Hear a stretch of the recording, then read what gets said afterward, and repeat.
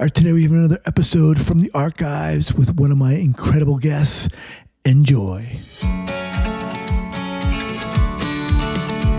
Welcome to the Trauma Therapist Podcast, a show about the incredible people dedicated to helping those who have experienced trauma.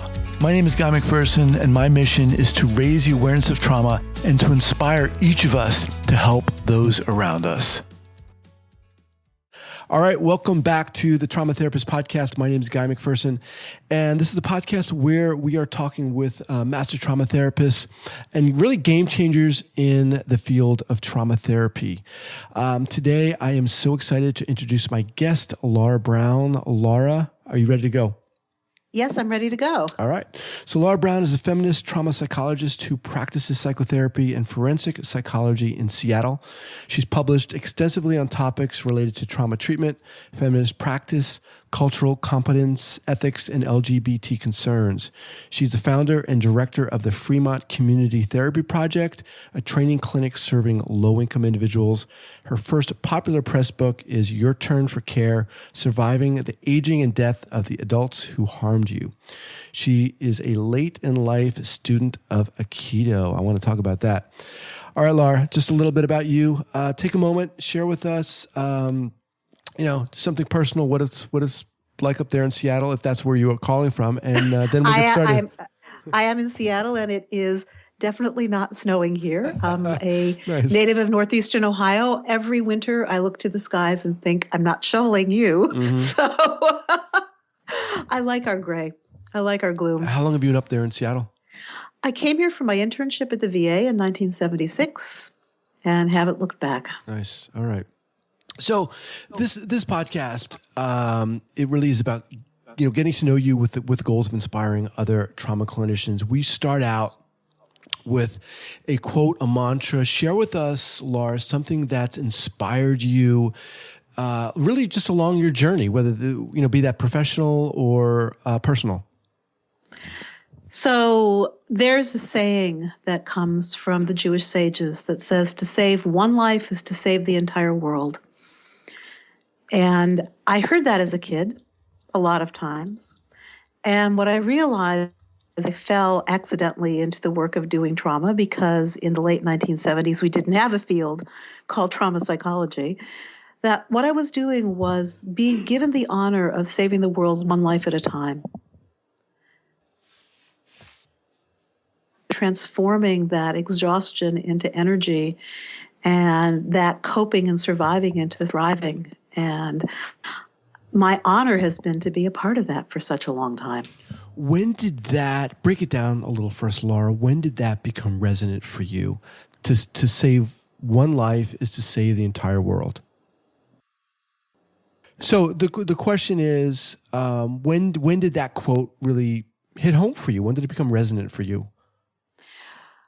As a therapist, probably somewhere in the early 1980s when I knew that I was working with trauma on purpose. Because one of the ways that trauma survivors often cope is to imagine that death is an option. So chronic suicidality is a part of trauma survivorship. And being able to be with people as that no longer needed to be their option in life is what really made that concept resonate strongly for me. Nice. And who is that attributed to? Is there a specific person or is... It's from a collective Kavot, the sayings of the sages, that one, but it is one of those many pithy sayings that I learned when I was growing up going to Hebrew school too many days a week. Nice. I love it. And I just love the way that it's kind of an overlay or your lens in a sense through the work you're doing. So let's kind of move on here. Again, this is about highlighting your journey. People get into this field for a variety of different reasons. I often share one of the impetuses for me really was my brother who was a Navy SEAL, came back from Iraq, the Gulf War with PTSD. And I was so excited, Laura, to find out about his experience, what he'd done. And I pestered him and poked him. And he wouldn't. And I was like, what is going on? Why did you want to talk to me about it? I didn't know anything about really psychology and trauma and the effects of PTSD. And I really blew it, and part of my work mission, in a sense, is to come back and really change things in the way that that's addressed. But share with us, when, how, why what drew you into this field? Well, there's the manifest content and there's the unconscious content. I am a feminist psychologist, and I have been that since I started graduate school. And so while I was in graduate school, I was involved in the nascent movement to create rape crisis centers and battered women's centers. And then I did an internship in the VA. And in 1976, we could not talk about trauma. There was no diagnosis of PTSD. And our Vietnam vets, who were the guys with the acute PTSD we were seeing, were thought of as being personality disordered, although back then they called it character disordered. So I wasn't being intentional, but I kept sort of accidentally wandering into the field. And then I started my practice after I finished graduate school and discovered that I was hearing stories from people that were about childhood trauma. And I kept listening. So that's the official version. Then there's the version where I am the daughter of a trauma survivor, which was not something that anybody knew because it was never something my mother talked about. But my mom is a survivor, she's been dead for over a year now. She was a survivor of violence at the hands of her father. She witnessed abuse of her mother, and she was a target of abuse.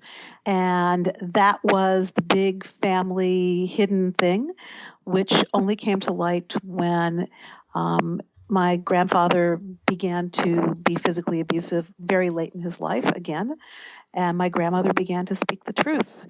And my parents, as parents, were formed and shaped by my mother's specific experience of trauma, and then there's also the reality of the historical trauma of my ancestors who were Jews who lived in Poland and Russia, where it was not a really good place to be a Jew.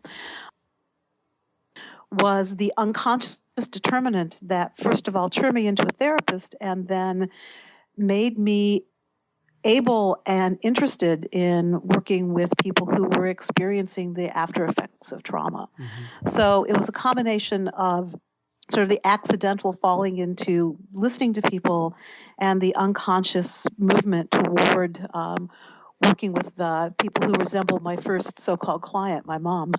So you begin in grad school. This need or urge to create rape centers, crisis centers. And remind me, what date was this? We're talking about the early 1970s. I was in graduate school from 1973 to 1977. Okay. And we were just beginning as a culture to talk about these phenomena. So feminists like myself were organizing to create services for survivors of sexual assault and safe places for women who were being beaten up. And one of the things that was interesting for me is when I got to the VA, thinking these guys who are Vietnam veterans look an awful lot like the women I've been working with.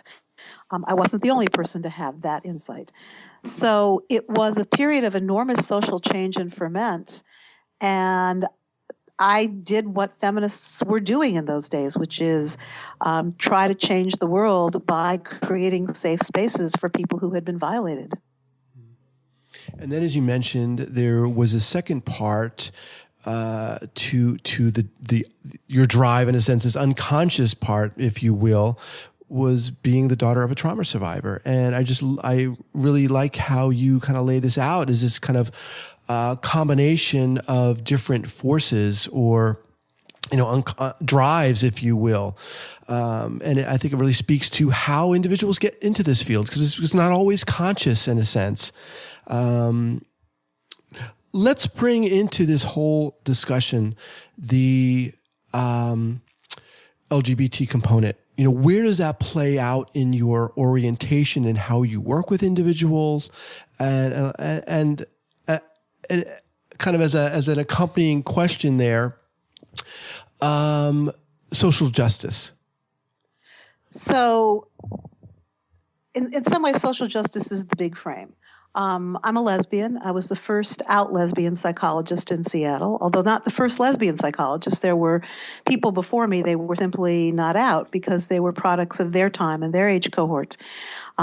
So I was also one of the first out lesbians in organized psychology. Again, no credit to me other than being at the right place at the right time, being the right age at a time in the world when it became more possible for people to be out as psychologists. And so I wrote about what I knew and what I was doing because in the 1970s there was no affirmative literature.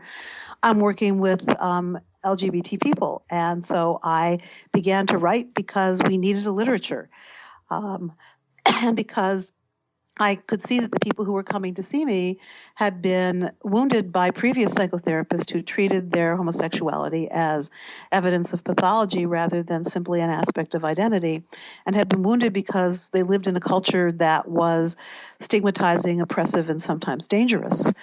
So that's what got me there. It was mostly my sense of a responsibility to my community to help to create a scholarly literature about who we were that said being lesbian, gay, bisexual, or transgendered is an aspect of identity that creates opportunities to be a target of discrimination and oppression that therefore increase problems of mental health.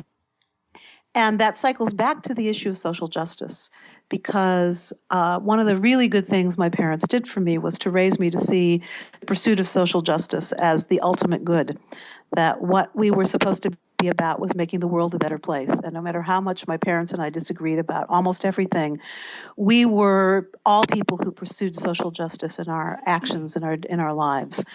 And so seeing the work of psychotherapy as a component of doing social justice,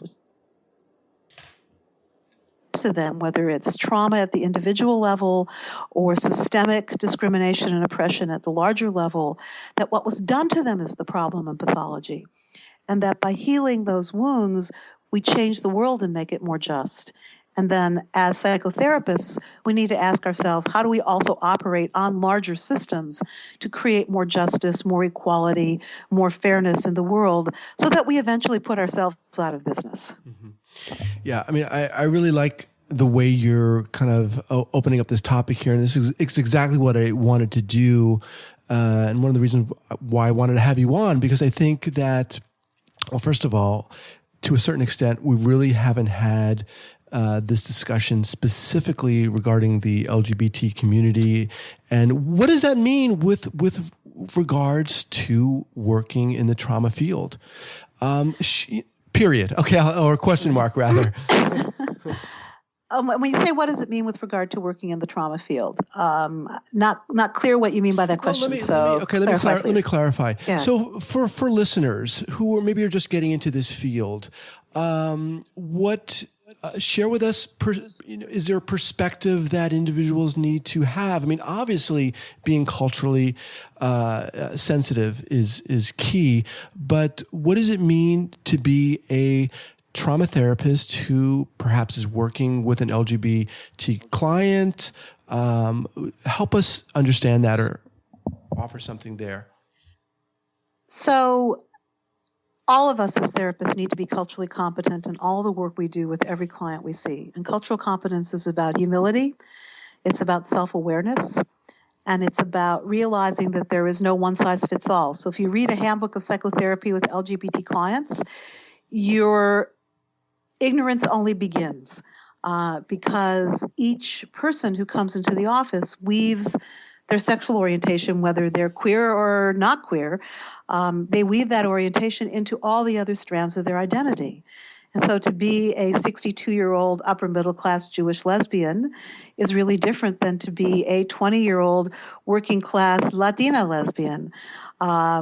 All those other strands of identity make a difference. And so knowing that, for starters, is important. So cultural competence is, for me, a bottom line of all psychotherapy practice. And it's not only about working with quote-unquote diverse clients. It's about everybody, because everyone has all these aspects of identity, whether they're examined or not.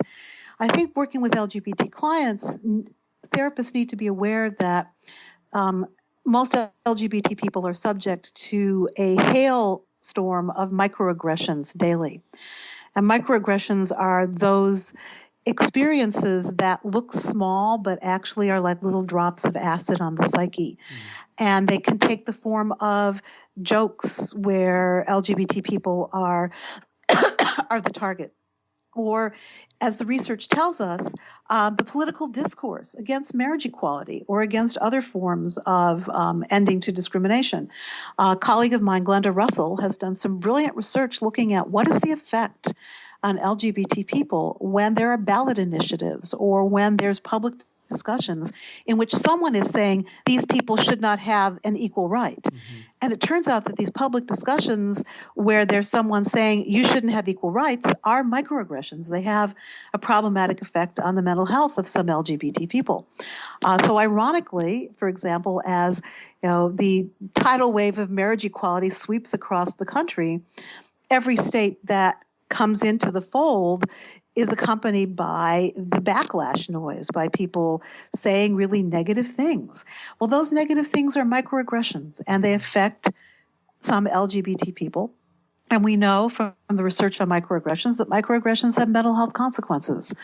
So the big picture is that LGBT people, as is true for people in many target groups, have an experience of exposure to microaggression. Then there may be specific kinds of things. People may have encountered specific experiences of discrimination or harassment, or they may have been targeted for a hate crime. Because even here in lovely progressive Seattle, where we have all the rights of any other American citizen, LGBT people are still targeted for hate crimes by members of our society who haven't evolved to the notion that you don't use violence. And when we hear about those hate crimes, that also serves as a potential microaggression. Mm-hmm. So knowing that this exists in the lives of LGBT people, no matter how otherwise powerful and protected by law we are, people carry around internalized depression, internalized homophobia, and heterosexism. So if a person is both a survivor of other trauma and LGBT, the therapist also wants to ask the question, are there ways in which the identity as an LGBT person has been specifically informed by that experience of trauma?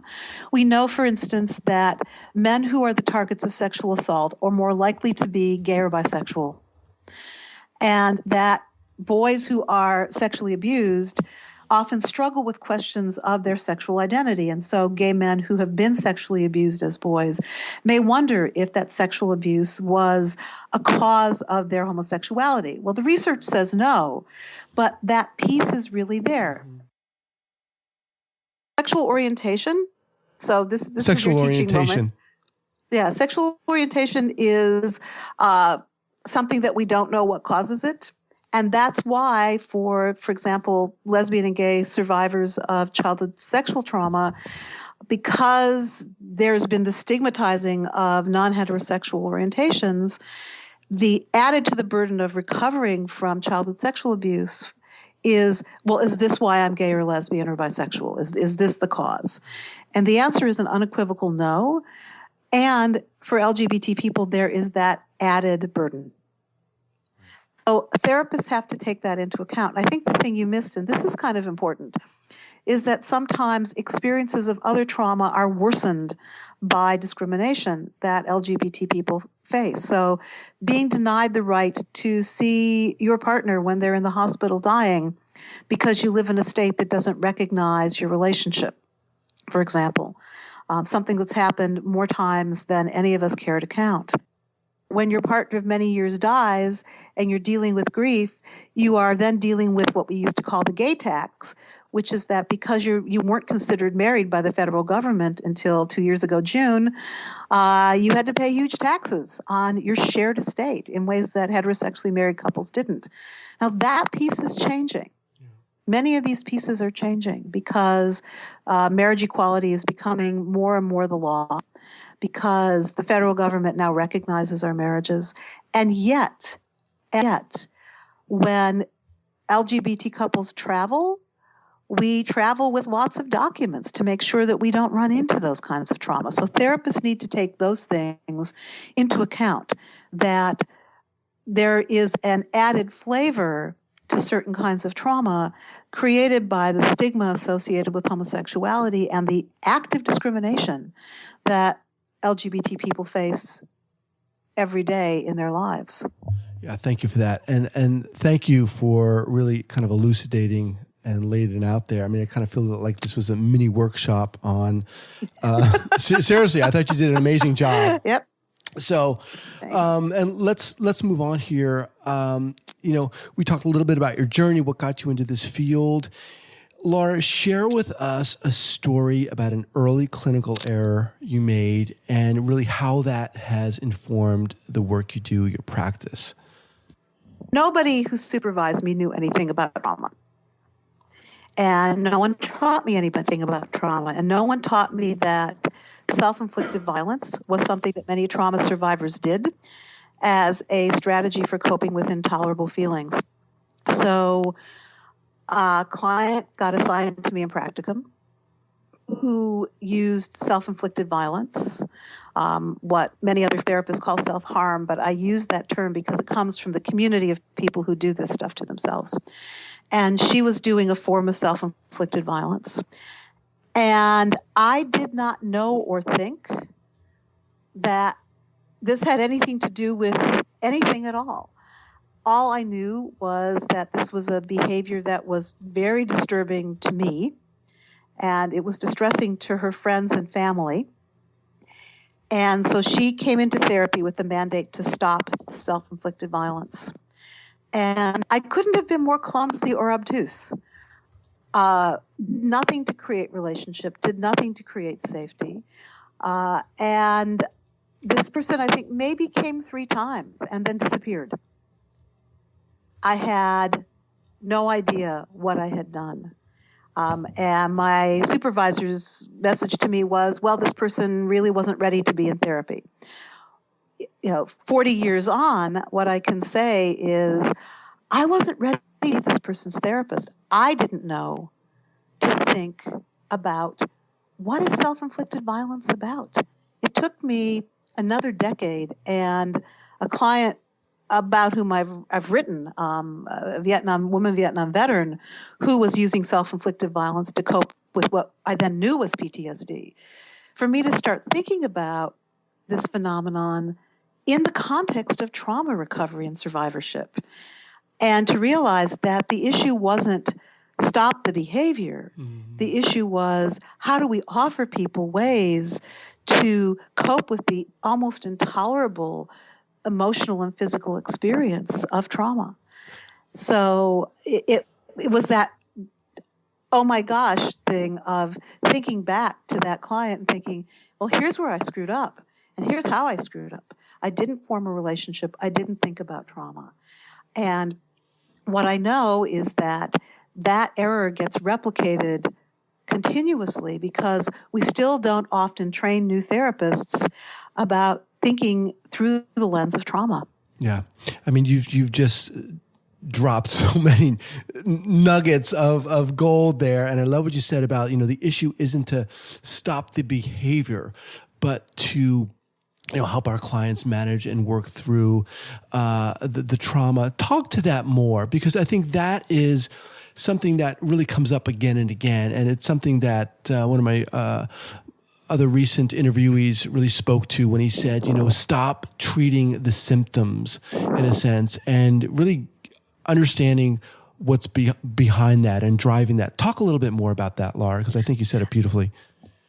So I think what trauma therapy is about reducing suffering, and it's about giving people a sense that what happened to them did not destroy who they were, the meaning in their life, and that the first thing you have to do is form relationship, which means that you sit with someone and take really seriously and listen very carefully to what their experience has been.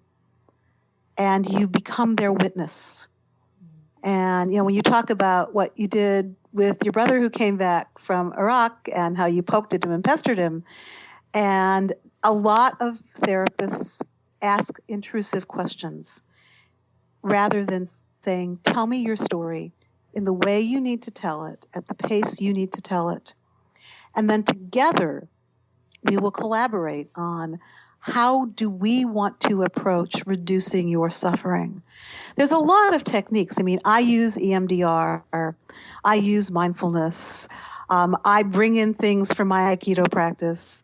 I do all kinds of things that are collaborating with the client with the goal of reducing their suffering. And what I know is that for each person, that collaboration is going to be different. Therapy for trauma survivors has to be an experience of their empowerment, where we support them to set the pace, where we support them to say when something is too much, when it's not the right time, where we invite them to stretch, but we don't shame them into doing that, and where we don't apply our favorite theory or our favorite intervention just because that's the thing we know how to do, right, if it's not a good fit with them. So, the research on evidence-based relationships in psychotherapy informs trauma practice. And that research says that the therapeutic alliance and relationship contributes to a larger percentage of the variance of the outcome of therapy than any specific technique, sometimes 3 times more than the best evidence-based intervention. And this is certainly true where trauma is concerned. So the first, second, third, and 10th thing you're doing as a therapist working with a trauma survivor is the development of relationship and the empowerment of that person. And then you talk about what of these very many things in my toolkit might reduce your suffering, because the reduction of suffering is an important goal of trauma treatment. Having nightmares and flashbacks is not how anybody wants to. What is the meaning of my life? Is there a God? Is there justice? Am I, forever stigmatized as a human being? And without looking at the picture of the human with PTSD, we're working with the human. We're not treating a disease. We are working with a healing human. There was a brilliant op-ed in the New York Times maybe a month ago by a man who was a journalist, was embedded in Iraq, had PTSD, was basically told, here's this thing that works for a lot of people and you're going to do it. Well, it's a thing that works for a lot of people. Prolonged exposure therapy is one of the evidence-based interventions. And that therapist didn't stop to work with the human being. And so that human being's symptoms worsened and their sense of hopelessness and helplessness deepened. That's a really good example of what not to do. Doing prolonged exposure, in some instances, for some people, is absolutely the right thing. I've worked with people who've had great benefit from prolonged exposure. And I've worked with people for whom it is disorganizing and terrorizing. So the first thing is you're working with a person. You're not treating an illness. And you're working to reduce suffering in a way that works for this person and their suffering. Yeah. Wow. I mean, I'm getting some goosebumps here listening to you talk. Seriously. I mean, I just love the way you're kind of dropping down and just condensing so much of this work we do. And I think it couldn't have been better said when you said it. We're working with a human. We're not treating a disease. I mean, that is very powerful. And I think, Laura, simple. Sometimes we think it's simple, we think it's simple to develop a relationship. And, when you talked about the power of sitting there and listening and witnessing, and yet it's not simple and people don't do it often enough. As you talked about, utilizing their favorite intervention. That's something that many people turn to. Why? Because therapists feel incompetent and overwhelmed and terrified and want to do something to soothe their own distress. Mm-hmm. It is not simple to listen as if your life depended on it. Wow. All right. Let's move on here.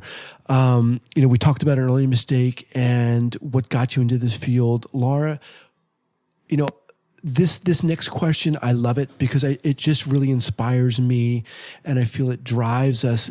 And that is why. What's driving you in this field? Why do you continue to do this work? Why I do this is I can't imagine doing anything else. I got really burned out, and 15 years ago, I took a year off and tried to decide if I wanted to do this, could I do this? And what I came back with was I couldn't do anything else, that I had to take better care of myself to persist, and that I love this work. This work allows me to do something that is meaning-making every day of my life. I mean, how good is that? And I also have this commitment to training the next generation of therapists so that no trauma survivor runs into someone like clueless me, the way I was before I knew about trauma. And so in the clinic that I run, where I've trained 60 people over the last 9 years, in the teaching and training and writing that I do, training people so that they can think through the lens of trauma, so that they are able to have this huge honor of being the witness and being the person who accompanies the trauma survivor in their transformation and healing. That's what keeps me in it. Well, it gives me a sense of meaning. Shows, I mean, it's coming through, Laura. And all right, I mean, to ask this next question, it almost seems redundant, but many of our listeners get into this field for a variety of reasons, and people listening to this podcast are at different stages. I mean, some individuals have more experience, some are just beginning to get into trauma-informed education. What advice would you have for those individuals, for new trauma therapists? Get specific training and supervision. Get training in some of the evidence-based practice. So learn to do EMDR, learn prolonged exposure, learn a mindfulness-based practice, learn about the body-informed therapies. So understand that trauma is a biopsychosocial, spiritual, existential phenomenon. Get really good supervision from somebody who has worked a lot with trauma. Learn about dissociation, because if you work with trauma, dissociation is going to walk into your office. So rather than going, oh my God, there's someone in my practice who I think has DID, eek, be prepared for that to happen. So read the classics. So when that does happen, you say, I've read about this, kind of know what to do and who to call up for supervision. Read Trauma and the Therapist, which for me is the best book about what it's like to be a therapist working with trauma. Read Countertransference in the Treatment of Trauma. Read Trauma and Recovery. Learn how to think about trauma by reading what the masters have written. If you're interested in doing more culturally competent work, read my book on cultural competence and trauma treatment, because that's just sort of the book on that topic. So all of those things, and get ongoing consultation and supervision, because, I've been a therapist a really long time, and single parenting this, not a good idea. How about two go-to books besides Judith Herman's Trauma and Recovery, which have influenced you? And they could be trauma related or not. Realize you just named 3 great ones. Right. Well, those are 3 great ones in the field of trauma. Those are books that I require my trainees to read. Interestingly, what probably influences me as much as the literature in our field is the poetry and lyrics of Leonard Cohen. And as you know from getting an email from me, I have a Cohen quote in my signature file. And this man really understands trauma and the human broken heart. And some days when I'm having a particularly challenging day, or when I know I'm about to see someone who is struggling with whether to be alive or not, I call up some particular Leonard Cohen songs on my device, and I listen to them as a way of being reminded of the extraordinary humanity of the experience of trauma. So the work of Leonard Cohen ironically, has been part of what has helped me. Before I knew that I was understanding trauma, when I was a kid in the 60s, listening to his music, thinking there's something about this that helps me understand humans better, that really has moved me and inspired me, has really informed the work that I do. What's the best way for people to get in touch with you, Laura? Best way is they can go to my website, which is drlaurabrown.com. There's contact information there. I don't want to put my email out in the podcast, so but my website has a way to contact me by email, has my phone number. The book again is Your Turn for Care: Surviving the Aging and Death of the Adults Who Harmed You. We didn't get to talk about your aikido because I did study aikido in school, and it's just a phenomenal kind of adjunct, if you will, to the work we're doing. You know, I just want to say again, I mean, you have just been, I think, amazing at just distilling the essence of this work and the passion of this work. And I just love the way this theme arose of just the way you're championing the humanity in this work and how we need to lead with that, right? Rather than, you know, our interventions per se.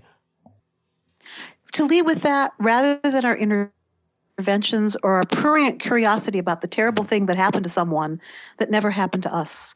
That trauma is the legacy of being human, that our distant ancestors survived earthquakes and saber-toothed tigers and terrible things, and our whole stress response system, our whole biology is about learning to survive in the world full of danger.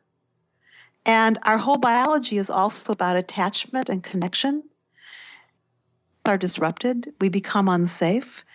And healing from trauma is about how do we create good attachment and connection. And what a trauma therapist's job is to show up and connect and be available, create relationship. Laura, I want to thank you so much, and we will definitely talk again. All right, you're very welcome. Thanks for thinking of me, Guy. All right, bye-bye. Bye-bye.